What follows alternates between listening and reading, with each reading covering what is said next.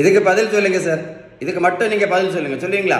இந்த உலகத்தில், தமிழ்நாட்டில் இல்லை, இந்த உலகத்தில் சிறுதானியம் மட்டும் சாப்பிட்டதுனால யாராவது சுகர் மாத்திரை நடத்தியிருக்காங்களா? இல்லை ப்ரெஷர் மாத்திரை நடத்தியிருக்காங்களா? இல்லை யாராவது இன்சுலின் நடத்தியிருக்காங்களா? இல்லை யாராவது வெயிட்டை குறைச்சிருக்காங்களா? அப்படி யாராவது சிறுதானியம் மட்டும் சாப்பிட்டதுனால மாத்திரை ஏதாவது நடத்தியிருந்தீங்க அப்படின்னா கண்டிப்பாக என்னை கால் பண்ணி பேசுங்க. சரியா? சுகருக்கும் ப்ரெஷருக்கும் இது ஒரு பெரிய மூட நம்பிக்கை.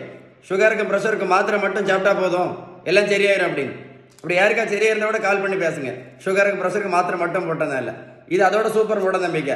நடைபயிற்சி மட்டும் பண்ணால் போதும், சுகர் மாத்திரை நிறுத்திடலாம், ப்ரெஷர் மாத்திரை நிறுத்திடலாம், இன்சுலின் நிறுத்திடலாம் அப்படின்னு. அப்படி யாராவது நடத்திருந்தாலும் கால் பண்ணி பேசுங்க.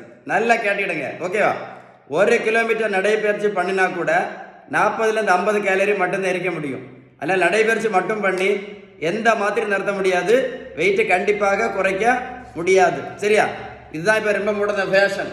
நம்ம ரைஸ் சாப்பிட்டதுனால தான் சுகருக்கு மாத்திரை போடுறோம், அதனால தான் இன்சுலின் போட்டுட்ருக்கோம் அப்படின்னு. ரைஸ் என்ன பாவம் செஞ்சதோ கடவுளுக்கு தான் தெரியும். நான் ஒரு கேள்வி கேட்குறேன், பதில் சொல்கிறீங்களா? வட இந்தியாவில் அவங்க ரைஸ் சாப்பிடவே மாட்டாங்களே. வட இந்தியாவில் என்னைக்காவது ரைஸ் சாப்பிடுவாங்க. வட இந்தியாவில் எத்தனை பேர் சுகருக்கு மாத்திரை போட்டுட்ருக்காங்க, எத்தனை பேர் இன்சுலின் போட்டுட்ருக்காங்க? எழுதுங்க, கமெண்ட்ஸ் எழுதுங்க சார். இப்போ ரொம்ப ஃபேமஸ் தானது மூக்கரட்டை கீரையும் சிறு குறிஞ்சான் பொடியும். இப்போ இதான் ரொம்ப ஃபேமஸாக போயிட்டு இருக்கு. அப்படி தானே? கரெக்ட் தானே? வெந்தயம், ஆவாரம்பூ, கொய்யா இலை, கிரீன் டீ, இப்போ மாங்காய் இலையும் பயங்கர ஃபேமஸ் ஆகிட்டு இருக்கு. ஆமாம். அப்புறம் கரிஞ்சீரகம், கருவேப்பிலை, நெல்லிக்காய் ஜூஸ், நாவல் பழம், இது எல்லாமே நல்லது தான். நான் என்ன கேட்குறேன்னா, இது சாப்பிட்டதுனால யாராவது ஏதாவது மாத்திரை நடத்திருக்கு, சுகர் மாத்திரை நடத்தியிருக்காங்களா? இல்லை பிபி மாத்திரை நடத்தியிருக்காங்களா? இல்லை கொலஸ்ட்ரால் மாத்திரை நடத்தினாங்களா? இல்லை யாராவது இன்சுலின் நடத்தினாங்களா? சுகருக்கு ஒரே ஒரு மாத்திரை போட்டுட்டு இருந்த சுகர் பேஷண்ட் இப்போ 3 மாத்திரை சாப்பிட்டு இருக்காங்களே. சுகருக்கு மாத்திரை மட்டும் போட்டுட்டு இருந்த பேஷண்ட் இப்போ இன்சுலினும் போட்டுட்டு இருக்காங்களே.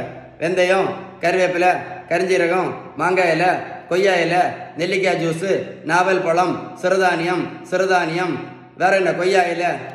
நல்லா கேட்டுடுங்க. மருத்துவத்தோட ஸ்டாண்டர்ட் புத்தகம் ஹாரிசன்.